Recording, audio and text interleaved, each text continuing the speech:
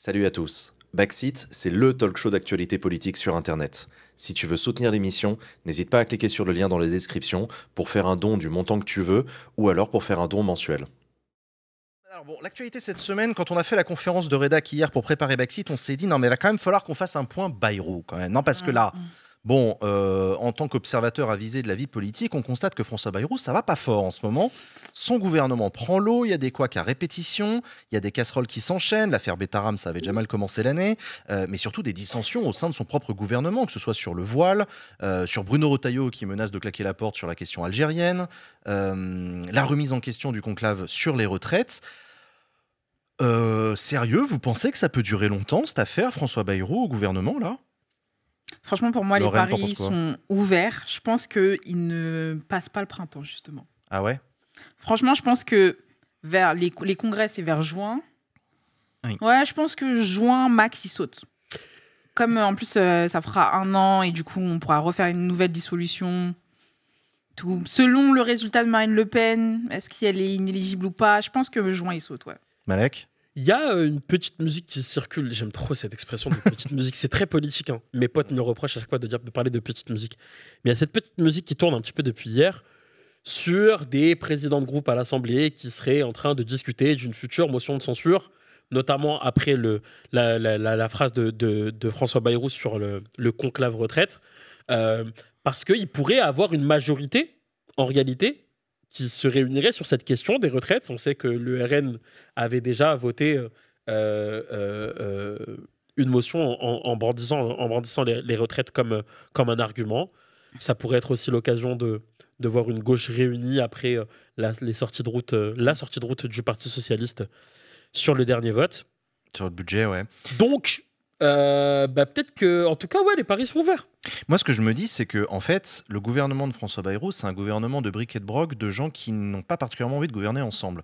On est sur un macronisme vieillissant. Et tout le monde pense à l'avenir, et c'est normal. En politique, tout le monde pense à l'avenir. Et là, en fin de règne, qui a véritablement envie de défendre cet attelage-là? Qui croit à l'avenir de François Bayrou? Personne. Et donc, chacun regarde midi à sa porte, chacun regarde son prochain congrès, sa prochaine élection. Et effectivement, Édouard Philippe est d'ores et déjà candidat. Gabriel Attal, il soutient du bout des lèvres, contraint et forcé, parce qu'il faut bien. Et encore, Et les Républicains, bonjour. Enfin, les Républicains, entre Darmanin et Retailleau qui menacent de se barrer. En fait, il reste plus que le MoDem en fait pour soutenir François Bayrou.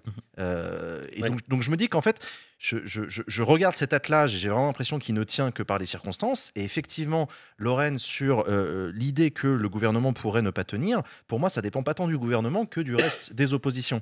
Ce qui a fait tomber Barnier, c'est une alliance de circonstances entre la gauche et le RN Oui. sur une motion de censure, sur une même motion de censure. Effectivement, le sujet retraite peut être le sujet sur lequel la gauche et le RN votent main dans la main l'été prochain, le départ du gouvernement de François Bayrou. Et ce qui t'ouvre après la perspective, à partir de juillet, de refaire une dissolution. Le président nous a dit que non, il n'y aura pas de dissolution, mais à un moment, si le pays est ingouvernable... Il a surtout dit qu'il se barrait pas. Attends, moi je redis toujours qu'attention, s'il y a censure de Bayrou, il n'y a pas de dissolution automatiquement. Il y a pas aussi potentiellement l'option alliance avec une partie de la gauche. Oh bah oui. Bah alors là, Mais, Oh mais- bah, il ne rêve mais- que de ça, je Attends. pense. celui qui te fait aujourd'hui l'accord avec Macron, il se crève pour 2027. Ouais, c'est sûr. Ok. Sauf que là, en réalité, on en parlera après, mais il y a que des gens qui ont envie d'être sur la ligne de départ de Ouais, c'est 2027. sûr, on en parlera. Emilien, t'en penses quoi toi? Bayrou, il a un avenir ou c'est comment? Alors, il n'a personnellement pas d'avenir. Mais la question du gouvernement, c'est, je pense, se pose, mais en fait, en interne, parce que comme tu l'as dit, c'est un gouvernement qui n'a pas été créé sur la base d'un accord programmatique. Il faut se souvenir encore de Barnier. En fait, il nomme Barnier, il met 2, 3, je ne sais plus combien de temps, 2 mois. voilà, à pondre son gouvernement. Et en fait, ça se base sur le soutien de différents partis à différents membres du gouvernement. Mais tout ça ne fait pas, en effet, quelque chose de cohérent. Donc la question sera aussi, outre évidemment le possible alliance de la gauche et du RN sur le sujet retraite, de savoir est-ce que finalement les différentes composantes de la majorité minoritaire marcheront ensemble. Est-ce que les LR, au bout d'un moment donné, ont envie de partir pour une raison ou une autre? Est-ce que, j'y crois pas trop, mais est-ce que la Non, je crois partie gauche de la Macronie se révoltera contre les options LR? Je ne crois pas trop non plus. Parce que le gauchiste de service, pour l'instant, c'est Édouard Philippe. Donc ça dit quand même des choses de la coalition. Donc je pense que c'est finalement, peut-être cette espèce de mollesse du gouvernement où en fait on peut s'adapter, quelqu'un gueule, bon, ok, on lui donne quelque chose, on fait des actes, enfin, on est définitif sur rien qui fait que peut-être que ça pourra tenir encore un peu, mais jusqu'à 2027, effectivement, j'en doute assez. J'ai du mal à imaginer qu'en tout cas, à court terme, on réunisse une majorité sur une motion de censure.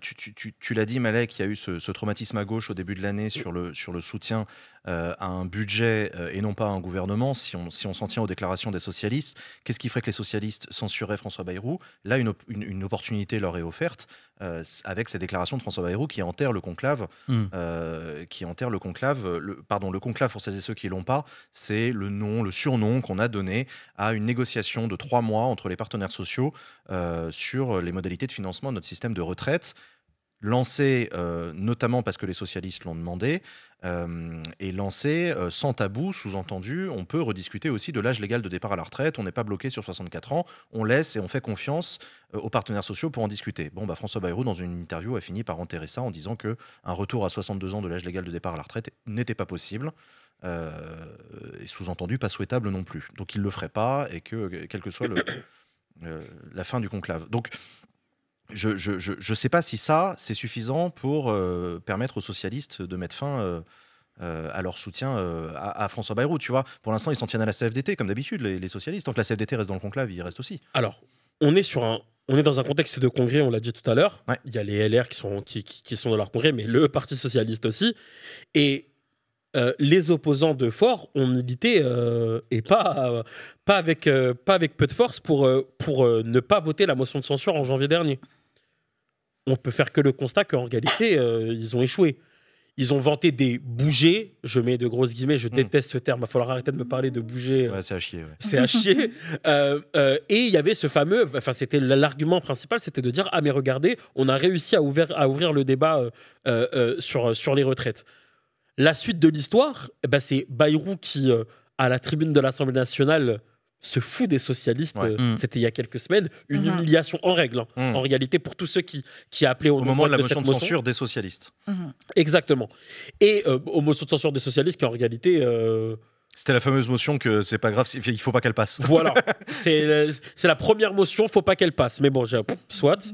Et donc, il y a eu un échec en réalité de cette stratégie des opposants d'Olivier Faure. Donc là, ce qui fait que...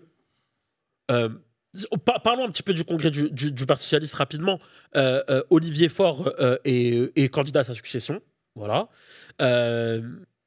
Nicolas Meyer-Rossignol, qui avait déposé aussi un texte au dernier congrès, est toujours candidat, en tout cas, a envie de déposer un texte également. Hélène Geoffroy, représentante des Hollandais, également. Mais il y a des petites nouveautés au sein du PS. Il y a Boris Vallaud, qui a toujours été un soutien d'Olivier Faure et qui fait un pied de côté et qui a envie d'unité de déposer son texte.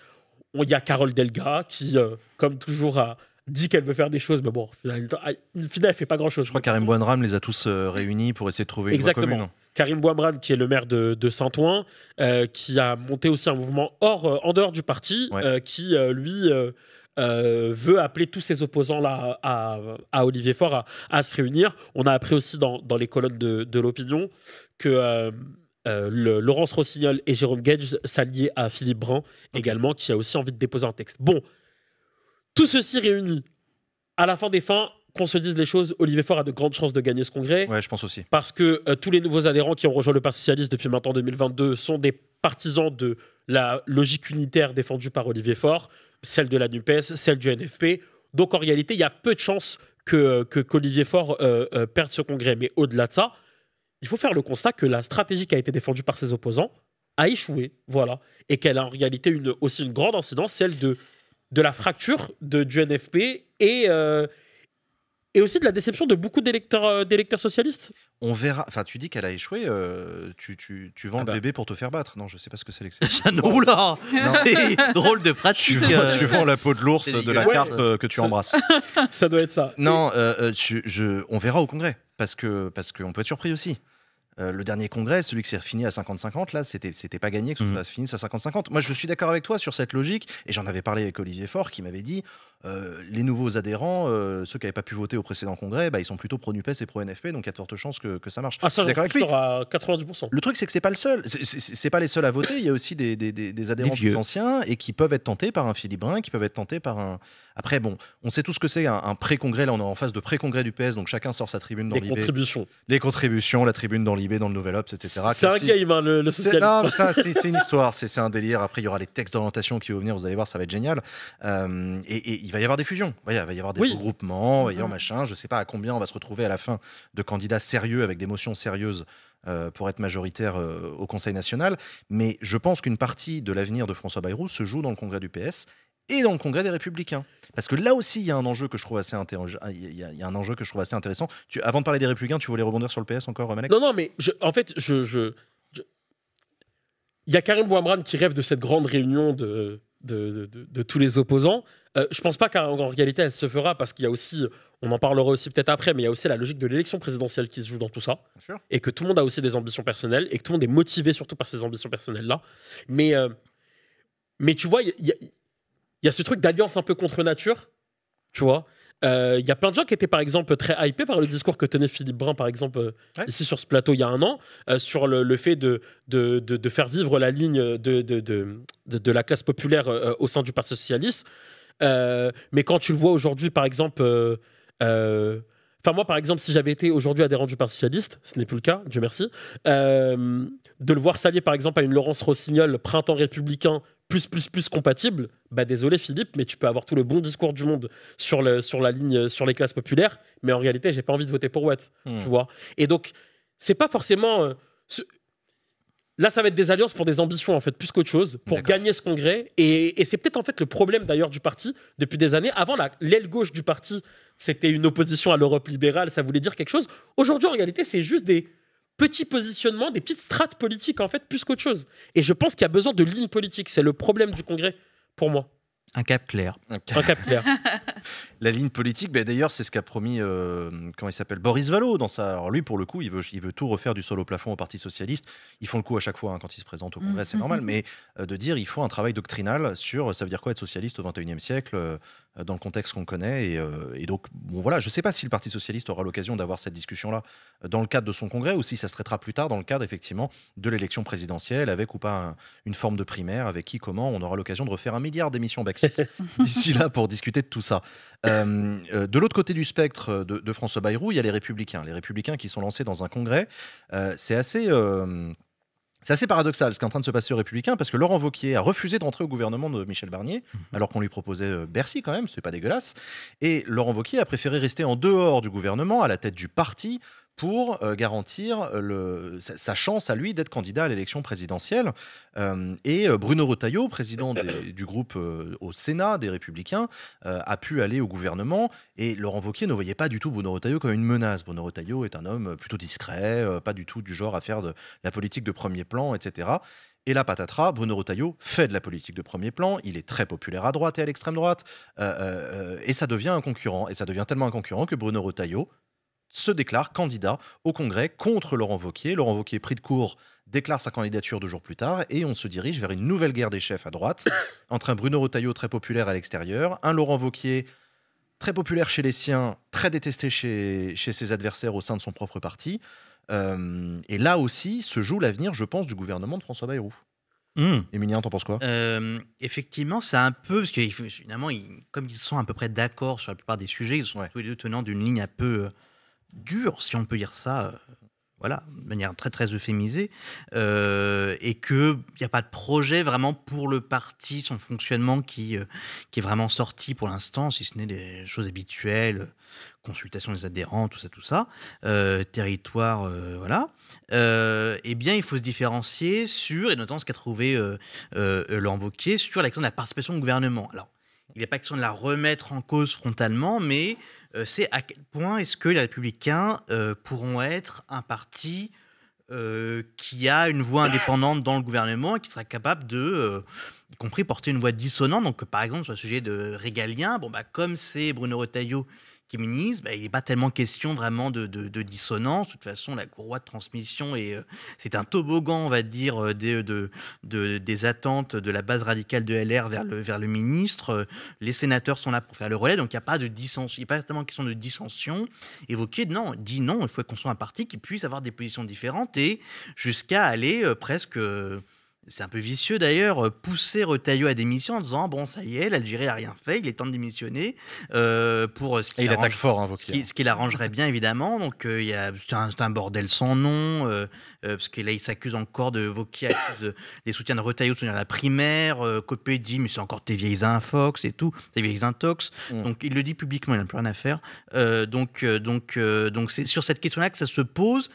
Mais c'est essentiellement des questions de personnalité, en fait. Et quand les différents membres des Républicains annoncent leur ralliement, généralement, à Retailleau, c'est des questions de personnes et de caractère qui reviennent en question, notamment parce que celui de Laurent Wauquiez n'a été diversement apprécié lors de sa dernière présidence entre 2017 et 2019. Affaire à suivre du côté des Républicains. Je crois que leur congrès est au mois de mai. Oui, genre le 17-18 mai, je crois. Un peu comme les socialistes, c'est à peu près au même moment. Les socialistes, c'est un tout petit peu plus tard qu'on aura les résultats finaux. À Nancy. C'est à Nancy cette année. Très bien. Enfin, Olivier Faure le propose là au Bureau national dans quelques jours. D'accord. À LR, ce sera nulle part. Je reviens Lorraine sur à gauche. On en a assez peu parlé. Raphaël Glucksmann a fait la rentrée de son parti, Place Publique. Son écurie personnelle, on peut le dire comme ça, avec Aurore Laluc. Mais bon, voilà, c'est l'écurie de Raphaël Glucksmann. Il a fait sa rentrée. Alors, l'extrait qui a le plus tourné, qui a fait marrer tout le monde, c'est jusqu'à la Maison-Blanche, c'est quand il demande le retour de la statue de la liberté en Europe. Mais indépendamment de cette anecdote-là, tout le reste de son discours, il disait quoi, Glucksmann ? Il se positionne comment ? En fait, moi, ce que j'ai retenu de Glucksmann, c'est surtout qu'il se positionne surtout anti-union et surtout anti-union avec LFI. Surtout anti-LFI. Surtout anti-LFI, en réalité. Et que j'ai l'impression qu'il drague les socialistes pour être potentiellement leur candidat en 2027. Mais en fait, on ne comprend pas très bien, à part le fait d'être anti-LFI, quelle est sa position, en fait, finalement. Donc, je ne vois pas quel argument, mis à part le fait qu'il n'est pas au PS, il pourrait mobiliser pour être candidat. Après, il y a effectivement le score de son parti et de son alliance au Parlement européen. Mais est-ce que ça a vraiment encore du sens pour 2027 ? Je ne suis pas sûre. Surtout qu'entre-temps, on oublie aussi, il y a 2026, c'est un micro-parti, ils n'ont pas vraiment d'ancrage territorial non plus. Après, s'ils sont aidés du PS, pourquoi pas ? Mais moi, je comprends vraiment pas son positionnement. En fait, je suis d'accord avec toi. Le truc de Raphaël Glucksmann, c'est qu'il est très bien identifié sur les sujets européens. Il a été 2 fois tête de liste aux élections européennes. Donc, il est assez bien identifié sur les sujets européens. Il est pro-Europe, ça tout le monde. Ou même internationaux, avec l'Ukraine, etc. Il est très pro-ukrainien, tout le monde l'a compris. Il est très anti-Chine avec sur les Ouïghours notamment. Très bien, mais effectivement, une stature de présidentiable, il y a aussi besoin de développer un discours quand même sur un certain nombre d'autres sujets sur lesquels Raphaël Glucksmann est très mal identifié. Il a le temps d'ici à 2027, mais effectivement, je suis d'accord avec toi, doctrinalement, c'est quoi le glucksmannisme ? Ouais, sur le social, on ne sait pas très bien quelle est sa position. Ouais, sur les retraites, sur le social, le pouvoir d'achat, l'organisation, l'entreprise, l'emploi. Et on parle d'une expertise aussi sur l'international. Désolé de revenir sur le sujet Gaza, mais on l'a eu, on l'a trouvé, un peu plus timide, disons, sur le sujet. Ouais. Donc encore un sujet international. Encore un sujet international. Voilà. Mais purée, en fait, ça me fait penser à Ruffin, qui était Premier ministrable avant son passage dans Brexit l'année dernière. Les gars, arrêtez de penser à vos ambitions. Putain, vous vendez des ambitions en fait sans vision globale. On sait rien en fait de Glucksmann en dehors des sujets européens. On ne sait rien en fait parce qu'il ne sait aussi pas exprimer dessus. Pas parce que nous on n'a pas parfait gnantise et tout, mais il y en a que ça n'a pas empêché de devenir président de la République. Ah malheureusement, ça, je veux dire de pas être très très solide sur le fond et sur tous les sujets, etc. Donc, ça, je te rejoins. C'est le drame de l'élection présidentielle qui se joue aussi beaucoup sur un profil, une énergie, un élan. Ouais, mais une énergie, un élan chez Glucksmann, je vois pas. non, moi non Après, plus. j'ai Non, moi non l'impression- plus. Mais après, ça peut être un nouveau Macron, tu vois, dans le genre hyper séduisant. Ah ouais. Les gens, En fait, les gens ne veulent que moi- ça, de toute façon. Moi, j'ai l'impression que ça, c'est vraiment mon analyse au doigt mouillé. Hein.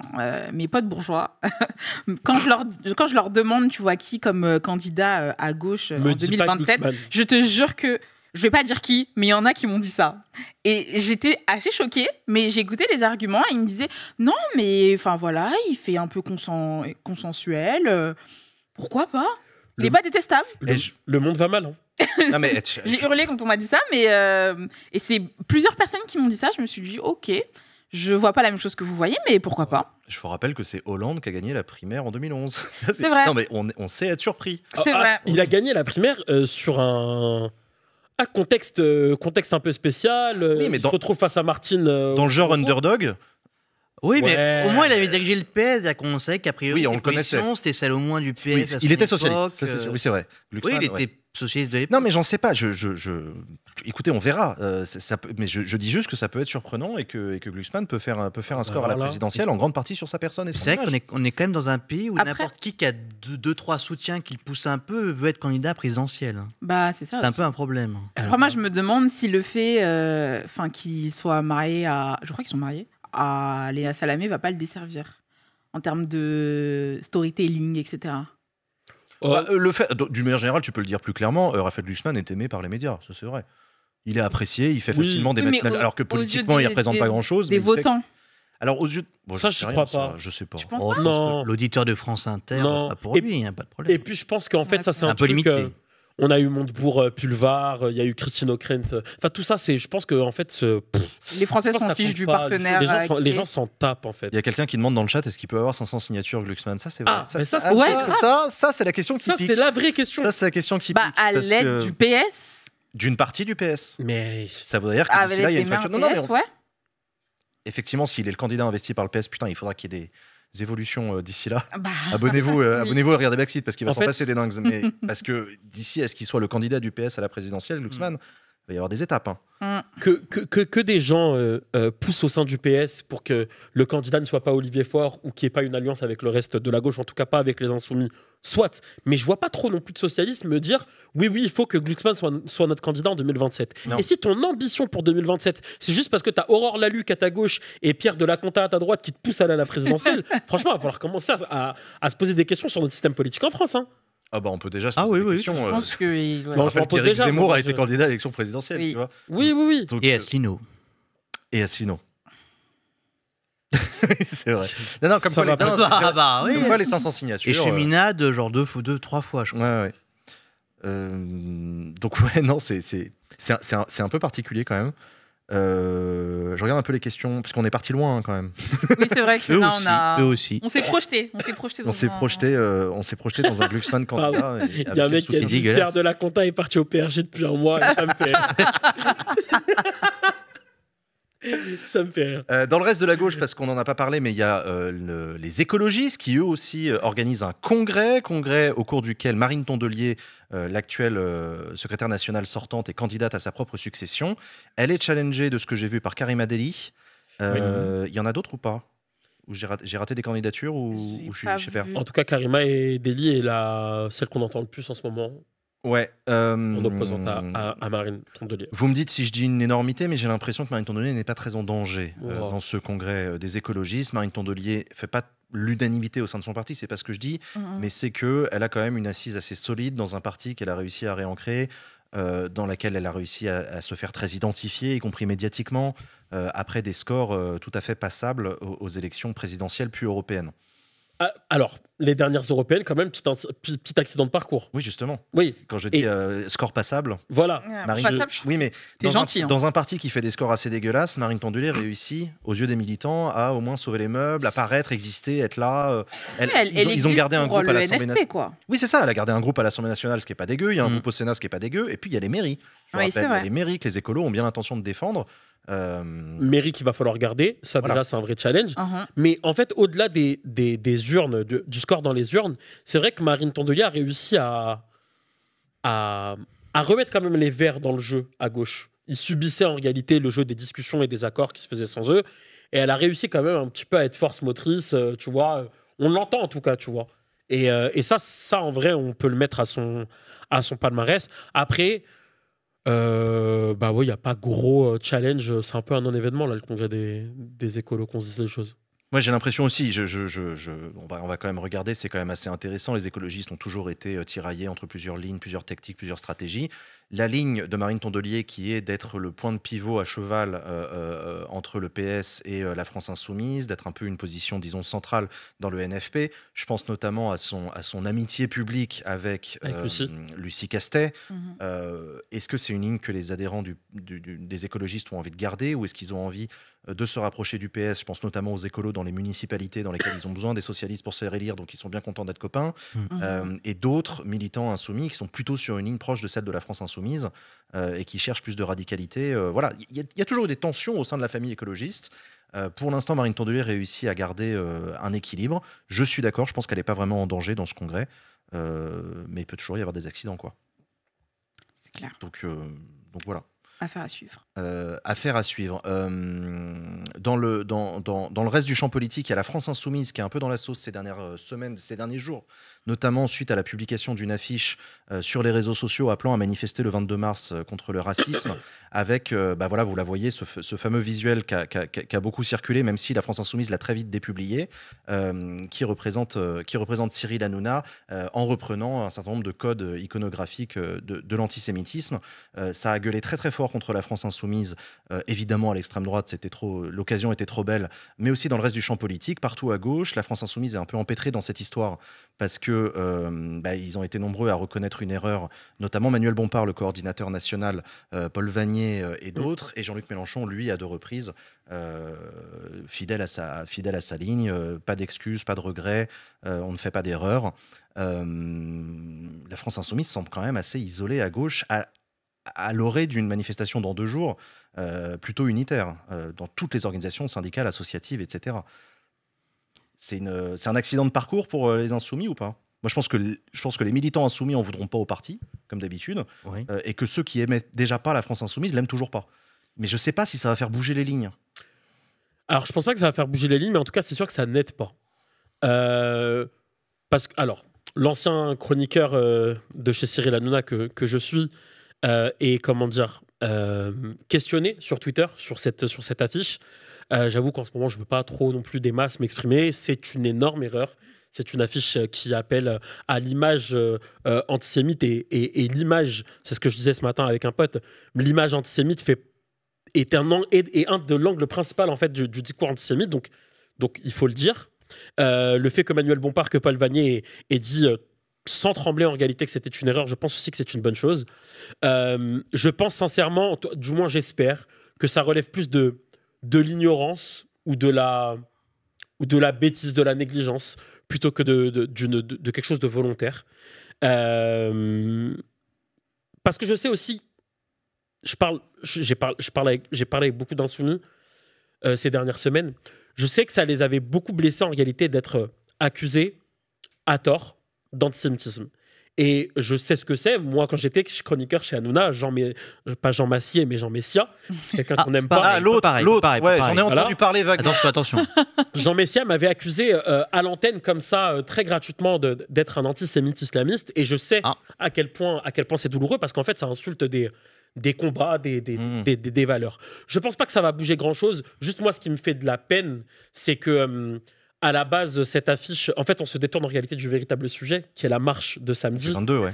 qui n'est pas qu'à l'appel de la France Insoumise, mais qu'à l'appel d'organisations syndicales, de centaines d'organisations syndicales, politiques, d'associations, avec un appel que beaucoup de personnalités, il y avait le camarade Usul a signé cet appel, j'ai signé cet appel, on est beaucoup à l'avoir signé, parce qu'en fait, il y a un ras-le-bol de ce discours dans la classe politique et dans les médias, de ce discours raciste d'extrême droite.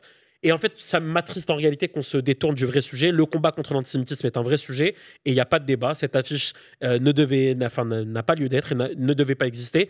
Mais la marche de samedi, elle aussi, j'aimerais qu'on en parle, quoi, parce que elle est importante, cette marche de samedi pour la gauche, qui a besoin de reprendre le flambeau, effectivement, dans la lutte contre l'extrême droite, qui aujourd'hui ne fait qu'engrainer des victoires les unes après les autres, et ça devient terrifiant en France et dans le monde entier. Mais pour autant, je reviens sur la France Insoumise. Je trouve ça intéressant aussi. L'espèce d'infaillibilité pontificale qui existe dans un parti qui refuse de s'excuser, qui refuse de reconnaître la moindre erreur. Je parle notamment de Jean-Luc Mélenchon, puisqu'on a bien vu que Manuel Bompard lui reconnaissait qu'il y avait des conneries, etc., que d'autres aussi. Mais c'est une doctrine à l'intérieur de ce parti. On ne s'excuse pas, on ne peut être que victime d'attaques, on n'accepte pas la critique, puisqu'on ne peut être qu'attaqué. Et je me dis, mais putain, combien de temps ça peut durer, combien de temps ça peut tenir cette absence de dialogue en interne, quoi. Je sais pas. Je trouve ça curieux. Ouais, en fait, Lorraine déjà, tout à l'heure, on a parlé des congrès. En l'occurrence, LFI n'a pas de congrès. Mais je trouve que ça dit quand même beaucoup de leur fonctionnement interne. Et moi, je pense le fait que, justement, il n'y ait pas d'excuses et il y a un sentiment... notamment pour Jean-Luc Mélenchon de se sentir attaqué, je pense que c'est une réalité aussi dans les médias où LFI est constamment attaqué. Sur l'antisémitisme, là pour moi, c'est factuel, il y a vraiment, pour moi, il y a aucun débat là-dessus. Et effectivement, même Manuel Bompard l'a reconnu, etc. Mais on en était à un moment à plus accuser LFI. En tout cas, pointer l'antisémitisme chez LFI que chez le RN. Du coup, le RN qui s'en donnait à cœur joie, était trop content. Exactement. Et je pense que ça, c'est une musique justement qui a pris énormément chez les gens et qui a abîmé, pour moi, durablement l'image d'LFI. Donc, je comprends aussi ce sentiment de se sentir attaqué, y compris médiatiquement, etc. Après, est-ce que ça dessert pas de ne pas reconnaître aussi quand il y a des erreurs ? Moi, je trouve que si. Mais voilà, et en plus d'ailleurs, pour les personnes qui se sont données également à cœur joie pour attaquer LFI, quand on parle aussi de congrès et de démocratie interne, c'est les anciens, ce qu'on appelait les anciens purgés, notamment Alexis Raquel Corbière. Garrido et... Alexis Corbière. J'ai pas vu ce qu'il a dit, mais Clémentine Autain surtout. Par exemple, il y a Raquel Garrido, donc je vais vous passer les insultes, mais en gros, elle cible directement la responsabilité de Manuel Bompard, Sophia Chikirou et Bastien Parizeau. Il y a également Clémentine Autain qui a fait un long post Instagram qui vise directement la prise de parole de Mélenchon pour dire que c'est pas dans notre culture l'antisémitisme, que c'est une grave erreur, etc. Et qui se sont donnés à cœur joie pour aussi réaffirmer entre guillemets que on n'est pas chez LFI, on n'est pas comme eux, etc., etc. Donc moi sincèrement je m'inquiète pour l'image d'LFI en réalité, parce qu'on sait que dans ce pays la communication ça compte énormément, et là qu'il y ait cette communication qui soit passée et qui abîme autant leur image, alors même que pour moi le sujet de la marche de samedi c'était justement un sujet hyper important à gauche et qui était le moment de faire front commun. Moi, je commence à m'inquiéter pour LFI un petit peu, ouais. C'est pour ça que la stratégie qui avançait souvent de dire, en fait, parfois il faut savoir choquer, on ne s'excuse pas, et c'est le combat culturel. À un moment donné, le fait est que, on pourrait dire, on reproduit la même chose ici, mais le fait est que quand vous avez ce genre de communication, alors que tout le monde devrait être sur le qui-vive, parce qu'il y a des gens qui gardent des dossiers comme ça, de précédents, dérapages antisémites, etc., de LFI, tomber là-dedans, et en plus faire en sorte que la polémique, de ne pas arriver à éteindre la polémique, dessert justement ce qui devrait être pour eux le vrai combat culturel, qui est justement ce genre de combat contre le racisme, l'antisémitisme, et les deux étant liés. Et quand on voit par ailleurs Mélenchon, je quand même assez éberlu de voir son propos sur l'affaire. Il dit, les gens en parlent, oui d'accord, mais à un moment donné, il y a quand même un sujet sur lequel il y a une base quand même à tout ça. Et puis par ailleurs, il explique, ces gens-là, ils avaient des affiches chez eux de leurs grands-parents antisémites, nous on n'en avait pas. Il a quand même 70 ans de culture politique derrière lui, il sait ce que c'est une affiche antisémite, et quand il explique à la fin que les patrons de presse ou les capitalistes, tout ce qu'ils rêveraient, c'est s'ils le pouvaient, c'est de couper les cheveux des gens pour faire des édredons, ce qui est quand même ce que faisaient les nazis dans les camps. Je veux dire, ce n'est pas possible en fait. Je serais militant LFI, je m'arracherais les cheveux, sans mauvais jeu de mots, de ça, de me dire, mais ok, faut pas s'excuser, ok, on a attaqué, ok, les médias, et Pascal Pro, Hanouna, tout ça, Mais à un moment donné, soit on accepte et dans ce cas-là, bah, on se fait, marginaliser à vie, soit à un moment donné, on fait attention, même si c'est pas juste, et on évite ça et on fait en sorte que les gens, qu'on puisse parler de racisme sans que les médias disent « Ah mais vous avez vu à LFI l'antisémitisme ». Ouais, être irréprochable comme en matière de Bah, mine de PSS, rien, oui, c'est peut-être injuste, mais il le faut aussi. Quand on porte un programme féministe, il faut être irréprochable sur les VSS. C'est une phrase qu'on a beaucoup entendue au moment de l'affaire Adrien Oui. Quatennens. Quoi qu'il en soit, en fait, l'un des problèmes aussi, c'est que ça fait peser du coup sur cette manifestation du 22 mars une espèce d'image d'antisémitisme un peu dégueulasse qui dit Oui, du coup, même CNews les gens qui vont manifester. Alors, CNews a dit tous ceux qui personnes seront antisémites. Bah non, c'est mais quand même vous con. savez, je suis convaincu que CNews va nous faire un bandeau samedi avec Mais les bien crimes sûr. manifestations antisémites à Paris. Imagine- Alors là, ils vont s'en donner à cœur joie. Imagine pour les signataires là, de l'appel Ouais. des gens comme moi, ce qu'on reçoit là depuis quelques jours. Oui. Tribune que j'ai reçue avant ces caricatures, tribune Mm. que j'ai donc dans le fond accepté de signer avant ces caricatures. Pourquoi et voilà. t'aurais pas signé si t'avais vu les caricatures Euh, Parce que c'est pas la même. Enfin, mais c'est pas du tout la même chose parce que oui, la tribune, c'est une. Attends, excuse-moi, mais l'appel, c'est pas un appel de LFI. non, C'est un appel de de plusieurs personnalités qui ont l'inter-associative. été en réalité appelées par différentes organisations. Oui, oui. Ok, d'accord. Oui, donc tu signes pas la communication d'un parti. T'es pas. On signe une tribune en tant que collectif de personnalités. Ok, d'accord. Affaire à suivre, en tout cas, donc cette manifestation qui aura lieu samedi, donc ce samedi 22 mars. Est-ce qu'il faut s'attendre à avoir énormément de monde On l'espère tous. Je l'espère, Est-ce vu le que, contexte international, vu la montée, la de montée du l'extrême droite, fascisme, ouais, j'espère. une manif serait pas trop. Mm. On se rappelle quand même pour mémoire 2002, accession de Jean-Marie Le Pen au second tour de l'élection présidentielle, des centaines de milliers de manifestants spontanés dans les rues le samedi suivant.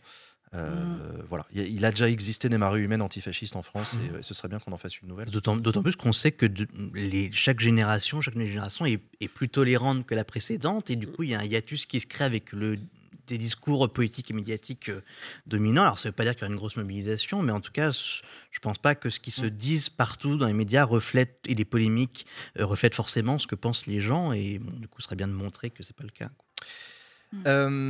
Affaire à suivre en tout cas.